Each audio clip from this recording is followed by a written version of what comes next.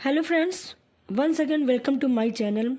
आज के लेक्चर में हम फिर से उपस्थित हुए हैं फ्रिक्शन टॉपिक के ऊपर, घर्षण के ऊपर कुछ मल्टीपल चॉइस क्वेश्चंस लेकर।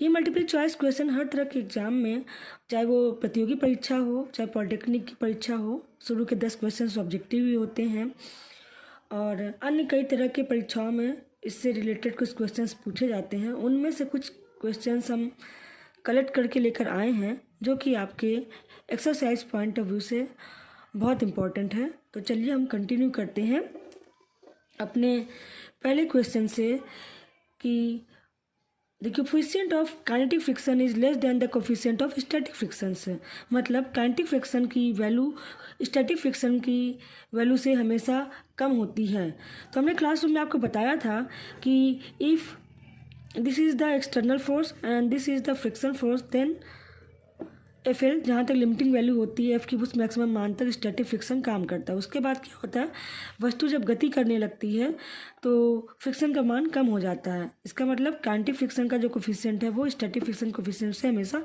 कम रहेगा। That means our first option is correct. Okay, अब चलते हैं दूसरे क्वेश्चन पे। दूसरा क्वेश्चन क्या कहता है? दूसरा क्वेश्चन कहता है कि coefficient of static friction is, मतलब स्थैतिक घर्षण गुणांक की वैल्यू क्या होती है? Less than the coefficient of kinetic friction. Kinetic friction यानी गतिज फ्रिक्शन के घर्षण गुणांक से कम होती है। Greater than the coefficient of limiting friction, जो सीमांत फ्रिक्शन होता है उसके कोफिशिएंट से हमेशा ज़्यादा होता है।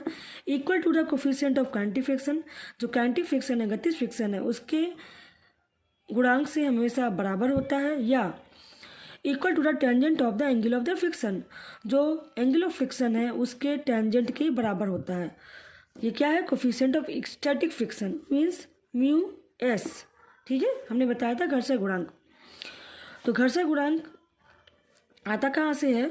हमने बताया था आपको कि कोई बॉडी अगर किसी सरफेस पर रखी है तो इसका मास mg नीचे की ओर, इसका रिएक्शन फोर्स r ऊपर की ओर, और वस्तु अगर इस दिशा में गति करना चाहती है फोर्स के प्रभाव में तो इसका फ्रिक्शन फोर्स इधर की तरफ लगता है। फ्रिक्शन फोर्स और फोर्स ऑफ रिएक्शन के बीच का जो रिजल्टेंट है, सपोज कर लिया s, ये r से जितना एंगल थीटा बनाता है, this is called the angle of friction theta.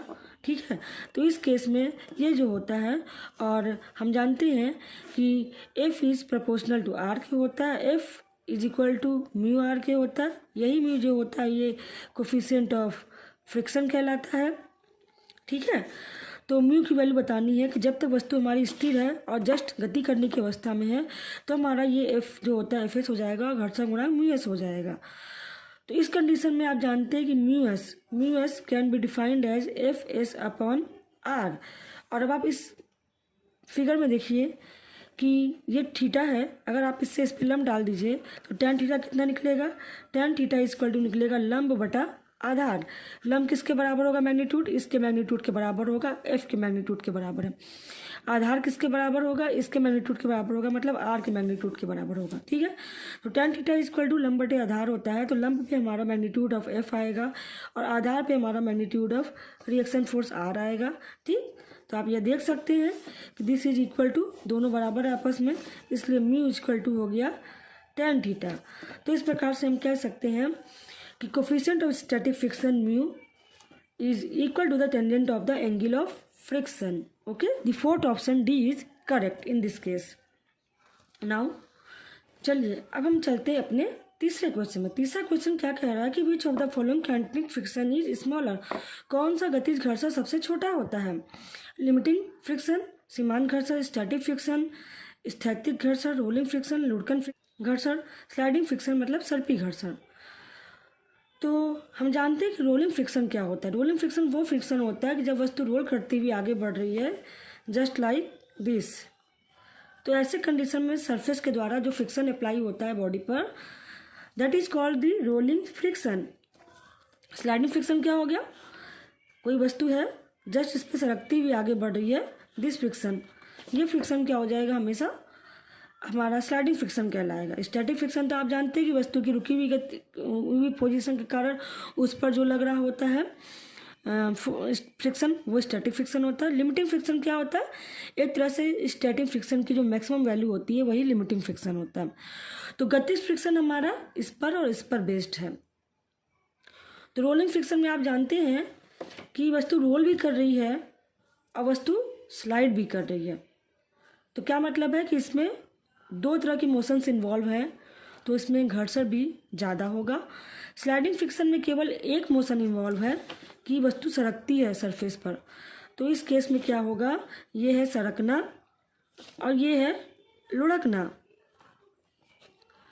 तो इन दोनों केसेस में अंतर है कि इसमें केवल सिंगल मोशन इन्वॉल्व है, इसमें डबल मोशन इन्वॉल्व है, रोटेशनल प्लस लीनियर। और इसमें क्या है? इसमें रोटेशनल प्लस लीनियर है और इसमें केवल स्लिपरी मोशन है। स्लिपरी मतलब केवल लीनियर मोशन है। तो इसमें जो फ्रिक्शन लगेगा वो स्मॉल होगा और इसमें फ्रिक्शन जो लगेगा वो लार्ज होगा। इसलिए आपका सबसे कम फ्रिक्शन स्लाइडिंग फ्रिक्शन में होगा। ओके, अब चलते हैं हम फोर्थ क्वेश्चन में। हमारा फोर्थ क्वेश्चन कहता है कि अब cubical box is rest on an incline plane, ठीक है, जिसका घर्षण गुणांक म्यू बराबर 1/√3 है। फिर हमें क्या करना है? Determine the angle of inclination. हमें एंगल ऑफ इंक्लिनेशन मतलब झुकाव कोण ज्ञात करना है, जबकि when the block just slides down the incline plane, जब ब्लॉक झुके हुए तल से जस्ट सरकना शुरू करता है। तो चलिए निकालते हैं, कैसे निकल सकता है। बना लेते हैं पिक्चर। हम पिक्चर बनाते हैं कि हमारा जो क्यूबिकल बॉक्स है, ये पिक्चर है हमारी, ठीक है, ये हमारा इंक्लिनेशन है। हमें यही थीटा निकालना है और बॉडी इस पर जस्ट सरकने की अवस्था में है। इस सरफेस का जो म्यू दिया हुआ है वो दिया है 1/√3 और बोला जा रहा है कि हमें एंगल ऑफ इंक्लिनेशन निकालना है जबकि ब्लॉक जस्ट स्लाइड डाउन करने लगता है प्लेन पर। तो आप जानते हैं कि ब्लॉक जब जस्ट स्लाइड डाउन करेगा तो इसका वेट mg नीचे की ओर, रिएक्शन r ऊपर की ओर होगा। हमने बताया था आपको थ्योरी क्लासेस में। फ्रिक्शन F ऊपर की तरफ लगेगा और ये थीटा हो गया, तो mg cos थीटा इस साइड होगा और आपका mg sin थीटा इस तरफ काम करेगा, ठीक है। तो हमें किसी और पे बॉदर नहीं करना, हमें सिंपली बस हमें क्या निकालना है? हमारा एम है थीटा निकालना। तो according to the question we know that mu equal to 1/√3। तो अभी जस्ट पहले के क्वेश्चन में हमने निकाला था, जो क्वेश्चन नंबर हमने सेकंड कैलकुलेट किया था, तो वहाँ पर हमने निकाला था कि mu equal to tan theta होता है। तो ये फॉर्मूला हमें पता है, हमारे पास म्यू नोन है, तो mu equal to tan theta का फॉर्मूला अप्लाई करते हुए हम यहाँ पे क्या लिख सकते हैं? 1/√3। तो थीटा इक्वल टू हो गया tan इनवर्स 1/√3। तो 1/√3 जो वैल्यू होती है tan की, वो किस एंगल के लिए होती है? तो tan की वैल्यू 1/√3 होती है 30 डिग्री के लिए। तो थीटा की वैल्यू हो जाएगी 30 डिग्री। तो हमारा ऑप्शन नंबर देखते हैं किस में आ रहा है, सी पर आ रहा है। तो हमारा ऑप्शन नंबर सी करेक्ट होगा। ओके, चलिए अब अपने पेपर पे आगे बढ़ते हुए हम देखते हैं कि हमारा पांचवा क्वेश्चन क्या कह रहा है। हमारा पांचवा क्वेश्चन कह रहा है कि a mass of 4 kg rest on a horizontal plane. बना लेते हैं पिक्चर इसका हम। तो इसके अकॉर्डिंग अगर हम करना चाहें तो एक हॉरिजॉन्टल प्लेन है, इस पर 5 kg का मास जो है वो रेस्ट कर रहा है। उसके बाद the plane is gradually inclined until an angle of theta. इस प्लेन को हम धीरे धीरे झुकाते हुए हम यहाँ तक ले आते हैं, जबकि ये एंगल हमारा 15 डिग्री हो जाता है। तो क्या होता है कि the mass just begins to slide. ये मास को जब सरकाते हुए यहाँ ले गए तो ये मास यहाँ से हट के इसका पोजीशन इस तरह का हो जाएगा, ठीक है। यानी mg जो है, mg भी अब थीटा डिग्री मूव कर गया, यानी 15 डिग्री मूव कर गया और इस कंडीशन में ये जस्ट स्लाइड करने की अवस्था में आ जाता है, लेकिन स्लाइड नहीं कर रहा, जस्ट स्लाइड करने की अवस्था में आ जाता है। What is the coefficient of static friction between the block and the surface.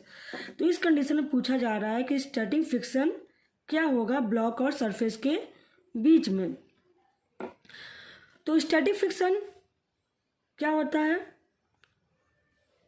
F S equal to mu S into R के। ओके, हमारे पास क्या गिवन है, only we have to given angle 15 and mass 5। ठीक, अब देख लें कि हमें coefficient of static friction mu S निकालना है, और mu S is equal to tan theta होता है। हम पहले अभी इसके पहले क्वेश्चन में एक्सप्लेन कर चुके हैं, तो मास की तो ज़रूरत ही नहीं है, दिया हो या अथवा ना दिया हो कोई फ़र्क नहीं पड़ता, वी कैन कैलकुलेट, हम निकाल सकते हैं इजीली। तो tan थीटा मतलब tan 15 डिग्री, जब आप tan के टेबल से देखेंगे एंगल से तो tan 15 की वैल्यू आती है 0.27। तो इस आधार पे बिल्कुल बहुत इजीली निकल के आया। क्वेश्चन भले ही देखने में इतना लेंदी लग रहा है, लेकिन आपका आंसर बस एक लाइन में निकल आया कि आपका आंसर नंबर 2 इज़ करेक्ट। फिर इसके बाद आता है question number 6 says when moving along a curve path ही, मतलब कोई व्यक्ति है अगर किसी कर्व पाथ, जैसे ये है यहाँ पर कोई व्यक्ति है इधर से मूव कर रहा है, मूव करता है तो क्या होगा, पहला लीन्स इनवर्ड मतलब अंदर की तरफ झुक जाएगा, बी लीन्स आउटवर्ड्स मतलब बाहर की तरफ झुक जाएगा, इज स्टिल मतलब जैसे है वैसे ही रहेगा, डी लीन्स साइडवेज मतलब आगे पीछे इधर उधर झुकने लगेगा। तो हमने आपको बताया था अभी केंद्र बल बताते समय कि जब भी कोई भी व्यक्ति टू व्हीलर से जा रहा हो, दौड़ते हुए सिंगल जा रहा हो, फोर व्हीलर से जा रहा हो, तो उस कंडीशन में क्या होता है, एक अभिकेंद्र बल सेंटर की तरफ, कर्व के सेंटर की तरफ काम करता है, जिसकी वजह से जो बॉडी है वो थीटा डिग्री पर झुक जाती है। ठीक है, वर्टिकल से थीटा डिग्री पर झुक जाती है। Therefore answer number A is correct, the body और ही लीन्स इनवर्ड्स। ठीक है, नीचे के अंदर की तरफ वो झुकता है, नहीं झुकेगा तो बाहर की तरफ गिर जाएगा। फिर इसके बाद question number 7 says friction can be increased by, यानी हम किसी भी घर्षण को किस प्रकार से बढ़ा सकते हैं, यूजिंग एयर कुशन को यूज करके, लुब्रिकेंट्स मतलब कुछ चिकने लिक्विड पदार्थ को लगाकर, यूजिंग सैंड्स बालू या मिट्टी आदि को यूज करके, यूजिंग बॉल बीरिंग छोटे छोटे छर्रे होते हैं जो व्हीकल्स आदि में लगे होते हैं। तो इनमें से किसको यूज़ करके हम घर्षण बढ़ा सकते हैं, तो घर्षण बढ़ाने का सबसे आसान तरीका होता है कि आप चलती हुई साइकिल के रास्ते में कभी मिट्टी आ जाती है तो आप महसूस करते हैं कि ज़्यादा फोर्स लगाना पड़ता है पैडल्स पर उसको चलाने के लिए, यानी सैंड्स को हम यूज़ करेंगे तो फ्रिक्शन बढ़ जाएगा। कभी बारिश हो गई हो और सड़क बहुत स्लिप कर गई हो, ठीक है, तो उस केस में अगर दरदरा बालू पड़ जाए तो उसकी वजह से क्या होता है कि फ्रिक्शन बढ़ जाता है और व्यक्ति स्लिप करने से बच जाते हैं। Question number 8 says a scooter weighs 120 kilogram force, या किलोग्राम भार इसका मतलब है, एक स्कूटर का वेट 120 किलोग्राम भार है। Brakes are applied so that wheels stop rolling and start skidding. Brake को अप्लाई करने के बाद इस तरह से अप्लाई किया जाता है कि उसके जो पहिए हैं वो रोल करना बंद कर देते हैं और जस्ट हॉपिंग या कूदने लग जाते हैं। तो हमें क्या निकालना है, find the force of friction, घर्षण बल निकालिए, इफ जबकि the coefficient of friction is 0.4, जबकि घर्षण गुणांक आपको दिया हुआ है। फिर से क्वेश्चन समझिए कि एक स्कूटर है जिसका वेट 120 किलोग्राम भार है, ब्रेक लगाने के बाद स्कूटर रोल करना बंद कर देता है और हॉपिंग करने लगता है, स्कीडिंग करने लगता है। तो हमें क्या निकालना है, घर्षण बल निकालना है, दिया गया है कि म्यू का मान इतना है, तो हम निकाल सकते हैं। We are given with mu equal to 4.4 and weight यानी mg इज इक्वल टू कितना था 120 किलोग्राम वेट। ठीक, हमें फोर्स निकालना है। तो हम जानते हैं जब स्कूटर आपका चल रहा है, इस पर इस तरफ गति हो रही है तो फोर्स इधर लग रहा है, तो फ्रिक्शन फोर्स जो है, फोर्स बाहर की तरफ लग रहा है तो फ्रिक्शन फोर्स आपका इधर लग रहा है, तो friction force F is equal to mu R के होता है ना। आर आपका ऊपर, एम जी आपका नीचे, आर बराबर है एम जी, तो mu M G. M G की वैल्यू क्या है, 120 किलोग्राम है। तो F is equal to, mu की वैल्यू दी है 0.4, एम जी की वैल्यू है 120 किलोग्राम भार 120 के जी एफ। तो आप जब इसको मल्टीप्लाई करेंगे तो आपका आएगा 60 के जी एफ। अब देख लेते हैं आंसर में मैच कर रहा है कि नहीं। तो हम देख रहे हैं कि answer number A is correct. तो ओके बच्चों, इस तरह से हम 8 क्वेश्चंस लेकर आए थे जो आपने पढ़ा, और I expect that you all understand all these questions. If there are any query, you can write in the comment box. Whenever I will see, then I will reply surely all of your questions. Okay friends, thank you very much. If you like, then share and subscribe.